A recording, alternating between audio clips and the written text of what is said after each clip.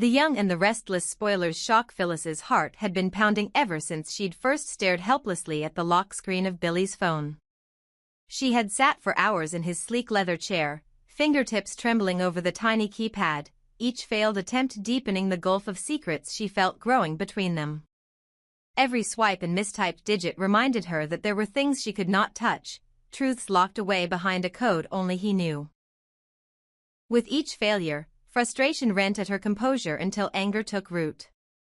How dare he withhold even the smallest detail when she had given everything to their partnership, pushing aside doubts and insecurities to stand by his side.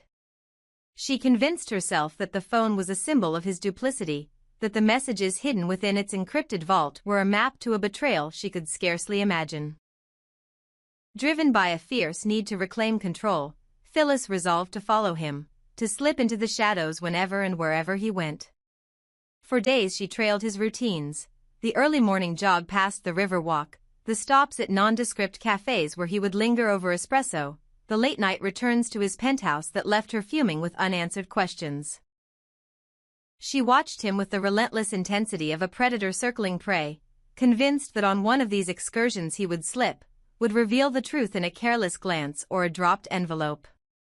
And then she learned the most critical detail of all: Billy, and Billy alone, was the only person permitted to contact Aristotle Dumas, the enigmatic figure whose name echoed through the city's underworld like a whisper of doom.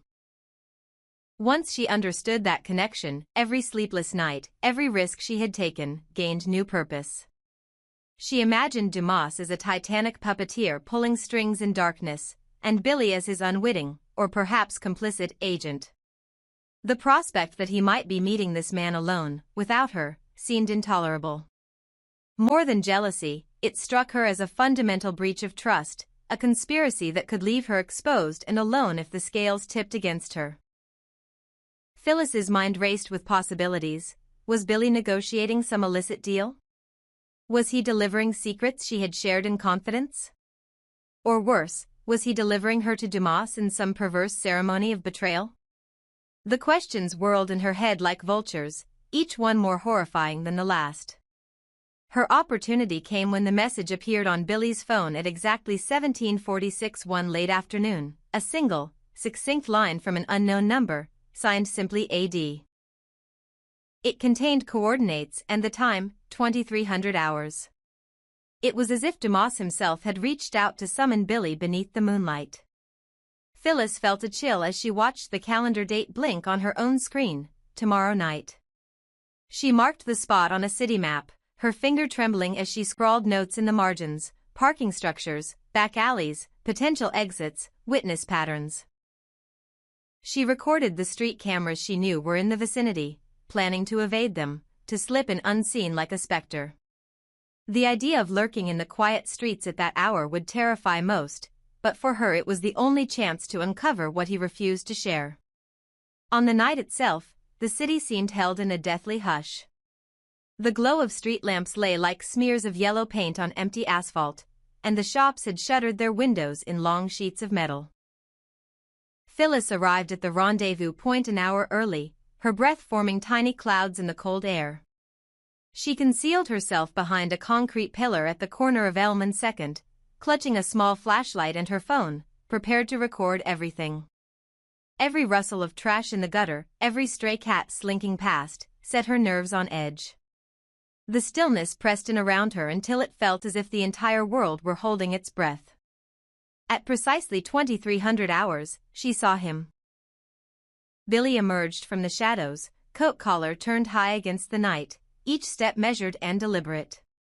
He paused beneath the lone street lamp that flickered with lake mist moisture, checking his phone again before slipping it into his pocket. A moment later, a figure detached itself from the darkness on the far side of the intersection. Tall and impeccably dressed, with the faint sheen of luxury in his tailored coat, Aristotle Dumas approached without haste. Billy's shoulders squared, but he did not flinch.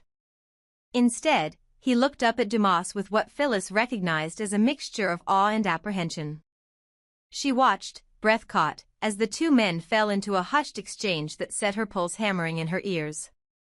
She could not make out every word, but she heard enough to feel the ground drop beneath her. Dumas spoke in a low, authoritative tone, praising Billy's discretion and reliability, words that seemed rehearsed yet somehow heartfelt. Billy responded with a cautious optimism, referring to the shipment and the timing.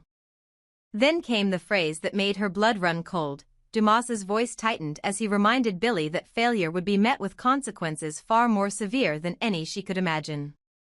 Phyllis trembled as she realized they were negotiating something far darker than she had feared. It involved more than money, it involved leverage, secrets to be extracted, lives to be manipulated. She saw Billy's defiant nod, but his clenched jaw revealed the terror beneath his composure. Her worst fears crystallized when Dumas mentioned her by name, speaking of her involvement as an asset that must be kept in the dark until the final act. Phyllis's heart seized. They spoke of planting distractions, of ensuring that her attention remained fixed elsewhere while the true operation proceeded unhindered. Dumas assured Billy that her loyalty would be rewarded once the plan reached its conclusion, but his words carried the metallic tang of coercion rather than promise. Phyllis realized in that moment that she was nothing more than a pawn in a game orchestrated by a man who viewed human lives as interchangeable pieces on a board. She wanted to storm forward, to confront them, but her limbs refused to obey. Her mouth went dry, her vision swam, and the cold night seemed to slither beneath her skin. As the meeting drew to a close, Billy offered a final reassurance to Dumas, swearing that Phyllis would never suspect a thing. Dumas's laughter, low and cruelly amused, echoed in her mind long after they vanished into the darkness. Phyllis staggered back from her hiding place, fear and fury warping her thoughts into chaos. Every plan she had made to protect herself suddenly seemed laughable in the face of such calculated malevolence. She realized that Billy had betrayed her in ways she had only begun to comprehend, and that Dumas's reach extended into every corner of her life. The street lamps above seemed to flicker out as she fled, her heels striking sparks against the pavement, each step a vow to unravel the conspiracy before she became its next victim. In that moment, Phyllis understood that nothing would ever be the same again. Phyllis pressed herself flat against the cold brick wall, every muscle in her body coiled like a spring, certain that a single breath, a stray footstep, even the click of her own heart could betray her presence to those two men. The night air felt viscous, as though she were submerged in molasses, each inhale a laborious effort. In her hand, concealed against her chest, was the tiny digital recorder she had slipped into her pocket before leaving home. A lifeline of proof against the monsters she had just witnessed. She dared not move, dared not whisper, as Aristotle Dumas's laughter drifted across the empty intersection and Billy's urgent footfalls receded into darkness. She knew that if they realized she had been there, they would not hesitate to silence her forever. Dumas, in particular, had already demonstrated his cruelty by testing Billy's loyalty in the most brutal of terms. When the sounds finally faded, Phyllis allowed herself one shuddering breath and then fled, her heels clicking furiously on the pavement as she sprinted toward her car parked 2 blocks away. Every shadow seemed to stretch toward her with malevolent intent, every distant siren a warning that time was running out. Yet she refused to slow until she slipped inside her locked garage, slamming the door behind her and collapsing against it in a trembling heap. Only when the reassuring barrier of brick and steel closed behind her did she press the play button on the recorder. Billy's measured voice filled the cramped space, followed by Dumas's cold admonitions and the mention of her name as part of the plan. Phyllis's hand flew to her mouth to stifle a sob of relief and rage. She now held indisputable evidence of a conspiracy that could shatter the underworld alliance and expose Dumas's tyranny. Within the hour, she was in Victor Newman's lavish private study, the faint amber glow of the desk lamp illuminating the hundreds of leather-bound ledgers that lined the shelves. Victor sat, impassive as ever, behind his massive mahogany desk, the flicker of cigar smoke curling above his head. Phyllis placed the recorder on his desk and pressed play. Billy's assurances, Dumas's threats, the cold derision in the boss's voice, each revelation hit Victor's stoic facade like a hammer blow. For a heartbeat, the only sound was the tape's hiss, then Victor reached forward, his fingers brushing the device with a predator's precision. When the recording ended, Silence reigned for several heartbeats before Victor leaned back, steepling his hands. His eyes, dark and inscrutable, fixed on Phyllis. In that moment, she felt both smaller than a mouse and mightier than a queen. She had risked everything, and here was proof that she had done the right thing. Victor's voice, when it came, was soft but carried the weight of an empire. He praised her cunning, her courage, and her unshakable loyalty. He promised to ensure that nothing like this would happen again to either of them, and then, with a slight nod, he stood and extended his hand. Phyllis rose, heart pounding as he guided her toward the bay windows overlooking the glittering city lights. There, on a low pedestal, sat a small velvet box.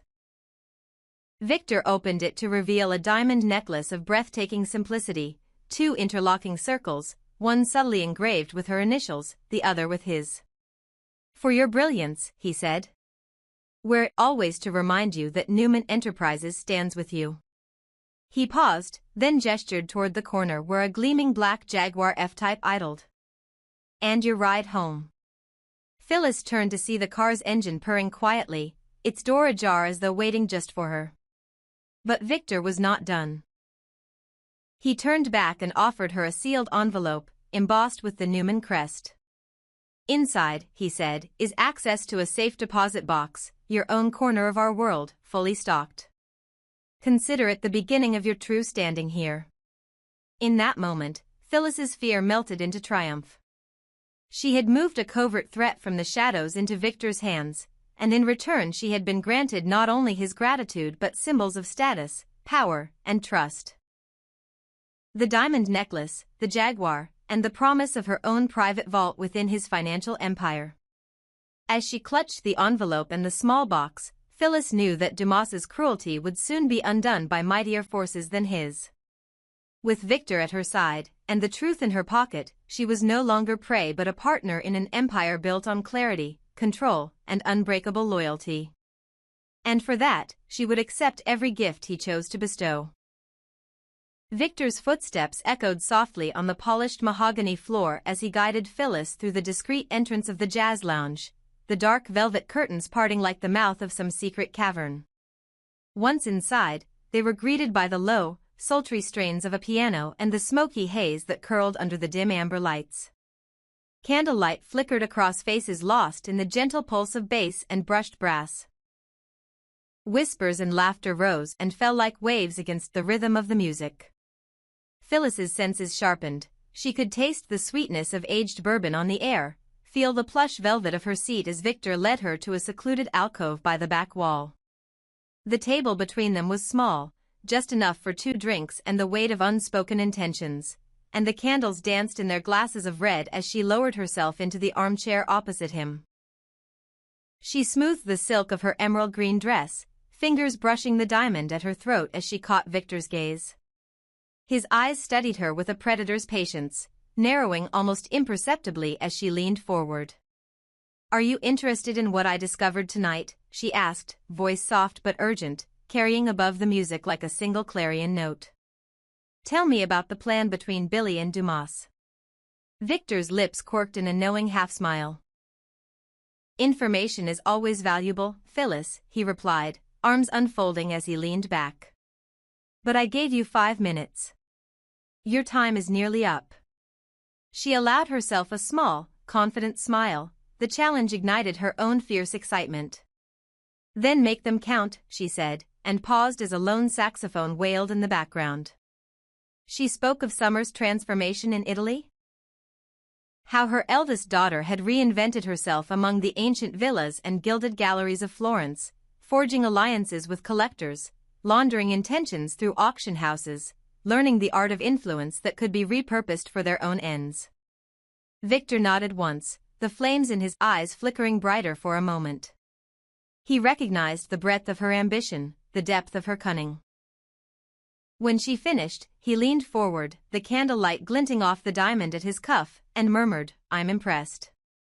Phyllis stilled at the compliment, letting the warmth of acknowledgement flow through her before she delivered the demand she had rehearsed 100 times in her mind.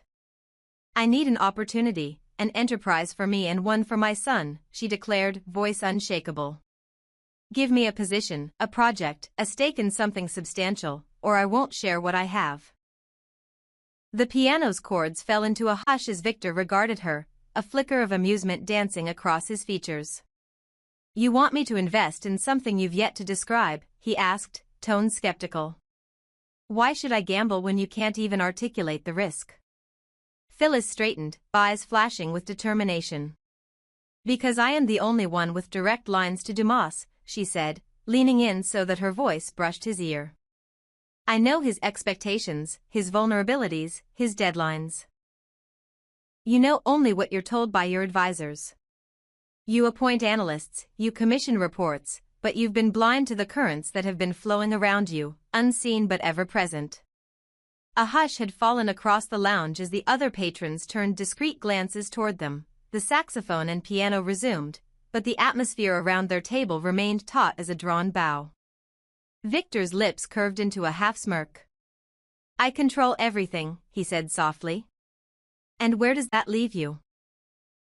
The question hung in the air like the smoke from his cigar. Phyllis met his gaze without flinching. I will take my information to the highest bidder, she countered, voice steel. If you won't see reason, I'll show you consequences. He leaned so close that she felt the heat of his breath, the faint scent of his expensive cologne mingling with hers. Dangerous, Phyllis, he whispered. My patience should not be mistaken for weakness. Every muscle in her body hummed with adrenaline. Her nails dug into the silk of her dress as she held her ground. And don't mistake my loyalty for foolishness, she shot back, voice low and resolute. The music swelled to a crescendo as if punctuating the standoff, the brass section staking its claim on the night. Across the room, the bartender paused mid-pour, waiters slipped through the shadows, and the pianist's fingers hovered above the keys. Time itself held its breath. Then Victor straightened, smoothing the front of his jacket with an imperceptible motion. He opened his mouth to speak, but rather than a retort, he gave her a slow, deliberate nod, acknowledgement of her resolve and a promise of challenge to come. Phyllis felt a thrill shoot through her. She had drawn blood in a duel of wits and had survived the first strike. Victor lifted his glass in her direction, a silent toast, and she clinked hers against his. The sound rang in her ears like a victory bell, and for one shining instant, she tasted triumph. They sat back as one, the gulf between them bridged by mutual recognition. She, the cunning insider wielding forbidden knowledge, he, the unassailable titan seeking mastery over all he surveyed. In the haze of candlelight and jazz, their power tangoed in a private choreography, neither willing to yield, each testing the other's limits. Around them, the lounge exhaled, the hum of conversation returned, and the music took them once more into its embrace. Yet in that velvet-enshrouded room, an unspoken contract had been forged, one that would set Genoa City ablaze with scandal, greed, and the ruthless calculus of ambition. Phyllis had staked her future on one hand of cards. Victor had recognized the value of her wager. Neither knew how the deck would fall, but both relished the game that lay ahead, a symphony of power where only the bold and the daring could hope to triumph.